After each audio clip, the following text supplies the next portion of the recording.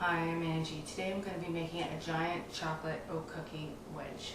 It's really just a big giant cookie made in a springform pan, and it's very easy to do. So let's get started.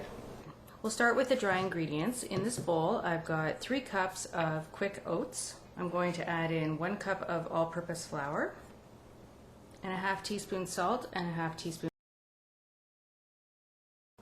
I'll just combine those and set them aside, and we'll go ahead and cream the butter and sugar.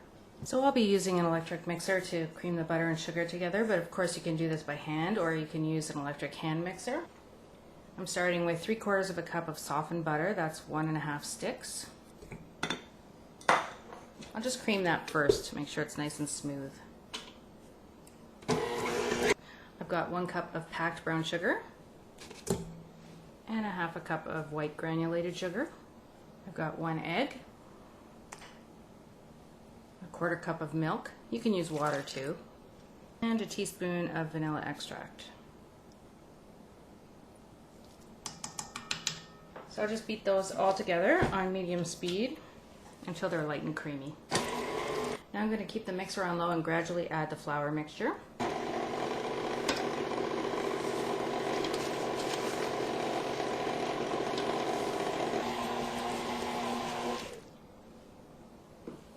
You can scrape down the sides of the bowl.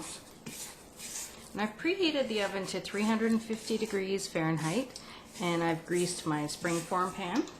Now I'm going to stir in 350 grams of semi-sweet chocolate chips. That's 1 package, or just over 2 cups.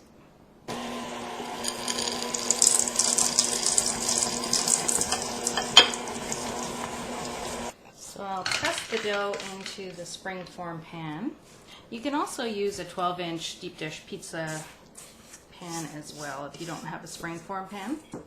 And I'll bake this at 350 for about 35 to 40 minutes. If you're using the springform pan, it'll cook quicker in a pizza pan, about 25 to 30 minutes. You just want it to be light golden. So it bakes a little longer than making cookies, but you just put it in the oven and forget about it. You don't have to change all the cookie sheets and spoon out the cookies, so it's really convenient that way. Okay, I'll pop this in the oven and I'll show it to you when it's done.